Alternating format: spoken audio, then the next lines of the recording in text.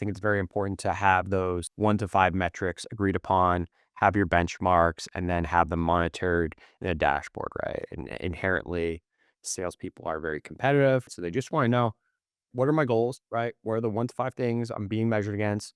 How do I stack ranks against my team? And then Yeah. ultimately, like, you got your leading metrics, you got your lag metric, your quota attainment.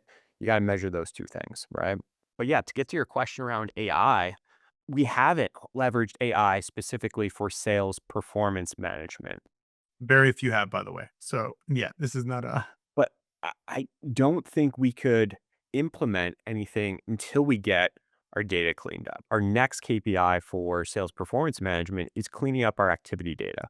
Because right now we can see a correlation between activity trends and sales performance. But what we don't know is the value of those activities, right? So, what types of meeting are you having? Are you meeting with a CMO? Are you meeting with a senior agency partner? Are you meeting with the advertiser or agency? Is that meeting about a specific opportunity? Is it a new product pitch? Are you pitching a new podcast show? So we're cleaning up our data, just going through contact mapping, going through hierarchy mapping.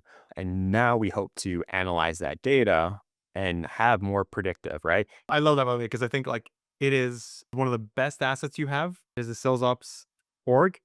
And it's one of the most painful typically, which is if you can't control that data. I mean, like it is amazing what you can do when you have this, robust data to use in everything that you do in sales ops. One of the interesting things that we've seen is you don't want to wait till you're 100% perfect either, because that's just never going to happen. Right. And there's always new data sources and whatever, but you want to set up the machinery so that the feedback loop for data accuracy is actually part of your process.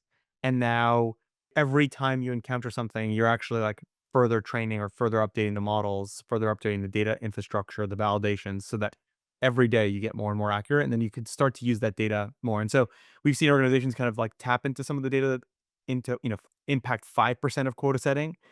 And then over time, it becomes 20%, 25%. And now it becomes a really big driver of like their forecasting capabilities.